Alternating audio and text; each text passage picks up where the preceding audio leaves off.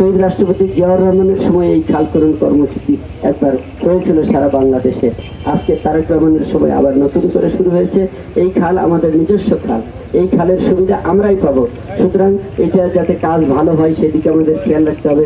এটা যেন পরবর্তীতে রক্ষণাবেক্ষণ করা যায় ঠিক মতন, আবার মাটিতে বন্ধ হয়ে না যায়, সেগুলো আমাদেরকেই খেয়াল রাখতে হবে।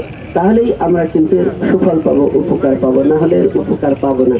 তো সেইভাবে আমরা সবাই যদি একটু করে দেশপ্রেমিক হই, দেশটার কথা যদি চিন্তা করি, শুধু নিজের লাভের কথা চিন্তা না করে দেশের উন্নয়ন কিভাবে হবে এইটা যদি আমরা চিন্তা করতে পারি, তাহলে ভবিষ্যতে দেশটা এগিয়ে যাবে। আমাদেরকে মনে রাখতে হবে আমাদের এই দেশের যে আয়তন, যে জায়গা জমি আমাদের রয়েছে, তার তুলনায় লোক সংখ্যা আমরা অনেক বেশি। সুতরাং এত লোকের চাপ কিন্তু আমাদের এই দেশ নিতে পারবে না যদি আমরা সবাই কাজের মধ্য দিয়ে আমাদের উন্নয়ন এগিয়ে নিতে না পারি, আমাদের এই কৃষি উৎপাদন বৃদ্ধি করতে না পারি, তাহলে আমাদের কিন্তু ভবিষ্যৎ খারাপ আছে। তাই আগামী দিনে ইনশাল্লাহ আমরা সবাই মিলেমিশে ঐক্যবদ্ধভাবে কাজ করব। শুধু এই কৃষি সেক্টর নয়, খাল খনন নয়, অন্যান্য যে কোনো সেক্টরে যে কাজগুলো হবে সেই কাজগুলো আমাদের নিজেদের কাজ মনে করে সবাই মিলে সেই কাজে আমরা সহযোগিতা করব।